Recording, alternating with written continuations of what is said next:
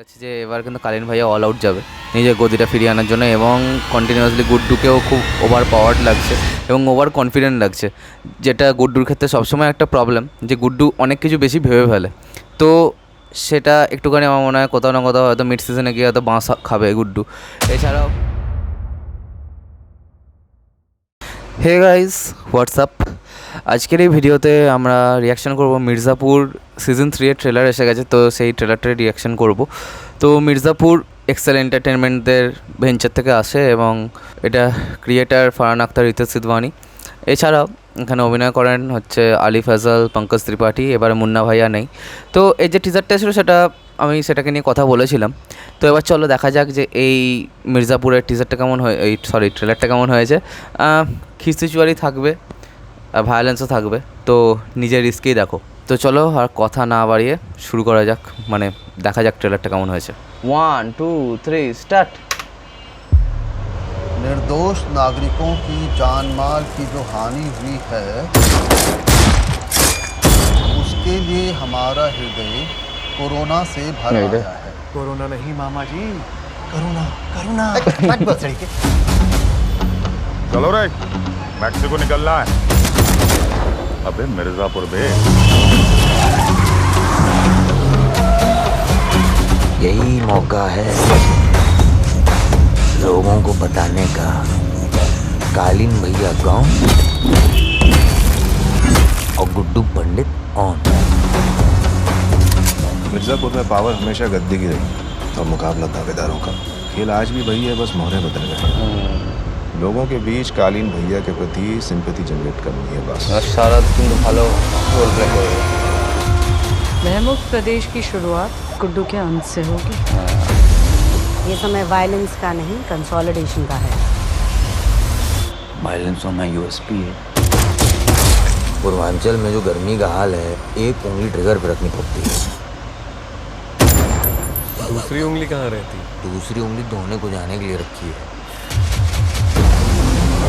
गुड्डू है तो गैंगस्टर ही। हमारा तो गुनाह यही है कि हम गुड्डू पंडित के बाप हैं। उन्हें किसी की जरूरत नहीं है, न तुम्हारी न हमारी। गुड्डू पंडित को कोई चैलेंज नहीं कर सकता। ये मैसेज पूरे पूर्वांचल में गूंजना चाहिए। हमको तुम चाहिए और तुमको गुड्डू, और गुड्डू को पूर्वांचल। अब किसी को कुछ नहीं मिलेगा, पूछे।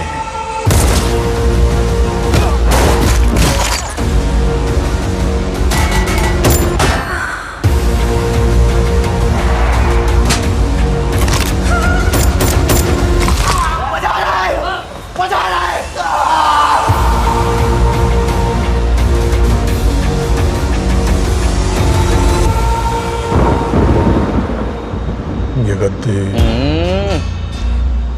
ये परंपरा बाबूजी ने और हमने बनाई थी। हम वो करवाएंगे जो पूर्वांचल के इतिहास में आज तक नहीं हुआ।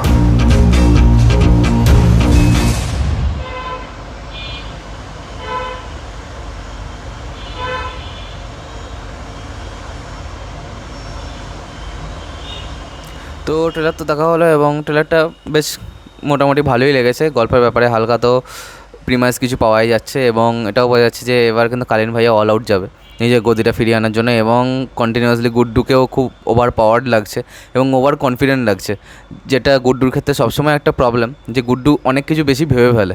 তো সেটা একটুখানি আমার মনে হয় কোথাও না কোথাও হয়তো মিড সিজনে গিয়ে হয়তো বাঁশ খাবে গুড্ডু। এছাড়াও শারদকে আমি দেখার জন্য খুব মুখিয়ে আছি, এবং ট্রেলারটা যেভাবে এডিট করেছে, ট্রেলার এডিটিংটা যদি আমি বলি তাহলে এটা কিন্তু বেশ ভালোই লাগছে।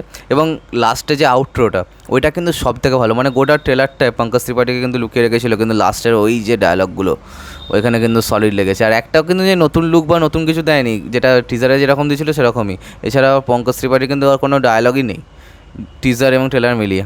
ঠিক আছে, রাশিকা দুগ্গলকে দেখা গেল যে ওর নিজের কী মোটিভ, ও আবার আর এক কাটি।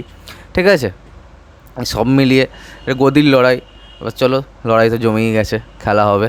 তো আজকের মতো ভিডিওটা এখানেই শেষ করলাম। কমেন্ট করে জানাবে তোমাদের কেমন লেগেছে এই মির্জাপুর সিজন 3 ট্রেলারটা। সাবস্ক্রাইবটা প্লিজ করে দাও যাতে আমার সাথে তোমাদের আবার দেখা হয়। Bye bye.